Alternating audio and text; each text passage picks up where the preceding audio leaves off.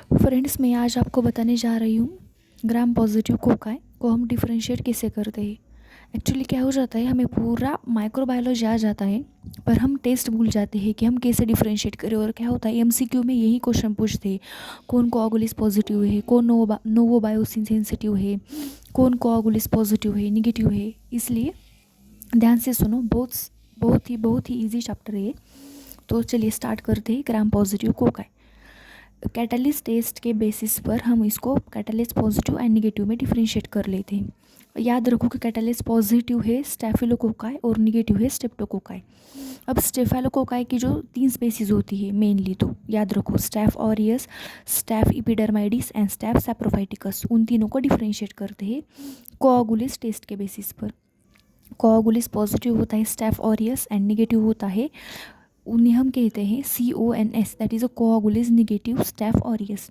और कौन्स को भी हम आगे डिफरेंशिएट करते हैं on the basis of novobiocin test. Novobiocin sensitive and resistance. जो नोवोबायोसिन सेंसिटिव होते हैं वो होते हैं स्टेफ एपिडर्माइडिस, एंड जो नोवोबायोसिन को रेजिस्टेंस होते हैं, मतलब वो नोवोबायोसिन देने पर भी रिएक्ट नहीं करते वो बैक्टीरिया उसके साथ, वो बोलते हैं नोवोबायोसिन रेजिस्टेंस, वो होते हैं स्टैफिलोकोकस सैप्रोफाइटिकस। अब हम बात करेंगे स्ट्रेप्टोकोकाई की। उसको हीमोलिसिस के बेसिस पर 3 टाइप्स में डिवाइड करते हैं, अल्फा, बीटा एंड गामा। याद रखो, हीमोलिसिस हमेशा ब्लड अगार पे ही होता है। हमें पूछते हैं कल्चरल मीडिया कि ब्लड अगार में क्या होगा, फिर मैकॉन्ग के अगार में क्या होगा, फिर इनरिच्ड मीडिया में क्या होगा। तो याद रखने का, अगर ब्लड अगार को हमें डिफरेंशिएट करना है तो on the basis of haemolysis ही करने का। अगर मैकॉन्ग के अगर पूछा तो कैसे करोगे, उसको हम डिफरेंशिएट करेंगे फर्मेंटेशन के बेसिस पर, lactose fermenting and non lactose fermenting. हम वो आगे की वीडियो में देखेंगे कैसे करेंगे वो। सो देखो पहले अब haemolysis, alpha, beta and gamma. Alpha haemolytic मतलब partial haemolysis and green coloured colonies. याद 2 ही वर्ड्स याद रखने के, partial and green coloured colonies. And examples are streptococcus pneumoniae and streptococci viridans. Beta haemolytic मतलब complete haemolysis and they forms the colourless colony. Colourless and complete बोला तो beta haemolytic. Examples are Streptococcus pyogenes and Streptococcus agalacti.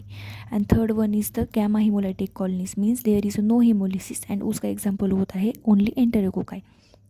अब याद रखो, जो beta haemolytic bacteria है ना, उनको भी हम फर्दर ग्रुप में क्लासीफाई करते हैं, A to V ऐसे ग्रुप्स होते हैं, group A, group B, group C ऐसे। ग्रुप A को हम बोलते हैं स्ट्रेप्टोकोकस पायोजेंस, ग्रुप B को हम बोलते हैं स्ट्रेप्टोकोकस एगालैक्टी। ऐसे फर्दर ग्रुप्स भी होते हैं up to the group V, A2H and K2V ऐसे ग्रुप होते हैं, उसमें से I और J निकाल देने का। और इस क्लासिफिकेशन को ही हम बोलते हैं लैंसफील्ड क्लासिफिकेशन। समझ में आया? बीटा हीमोलिसिस क्लासीफाई करते हैं हम ABCD अब तक V तक हम क्लासीफाई करते हैं, और उस क्लासिफिकेशन को हम बोलते हैं लैंसफील्ड क्लासिफिकेशन। और वो क्लासिफिकेशन का बेसिस होता है हमारा C कार्बोहाइड्रेट एंटीजन। दूसरा क्लासिफिकेशन होता है, उसे हम बोलते हैं ग्रिफिथ क्लासिफिकेशन, और वो होता है on the basis of the M protein, और वो 150 टाइप्स के होते हैं। सिर्फ ये याद रखो कि लैंसफील्ड मतलब C एंटीजन एंड ग्रिफिक्स मतलब M protein.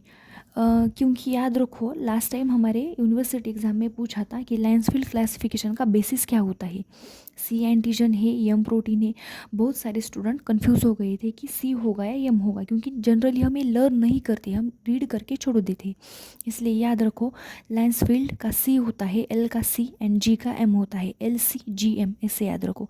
लैंसफील्ड classification C antigen and Griffith classification that is M antigen. Okay, अब हम एक बार फिर से रिवाइज करते हैं। Streptococci based on the haemolysis alpha, beta and gamma. Alpha partial green, beta complete colourless, gamma no haemolysis. Beta divided into the group A to group B, I और J छोड़ दो, ऐसे 20 ग्रुप्स होते हैं। Based on C antigen Lancefield classification. दूसरा classification होता है Griffith classification based on the M protein, उसके 150 टाइप्स होते हैं। इतना ही याद रखने का, MCQ सॉल्व हो जाएंगे। Thank you friends, please like share and subscribe my channel. मैं और ऐसे वीडियो डालने वाली हूँ जो एग्ज़ाम पॉइंट ऑफ व्यू हमारे लिए बहुत ज़रूरी है। Thank you.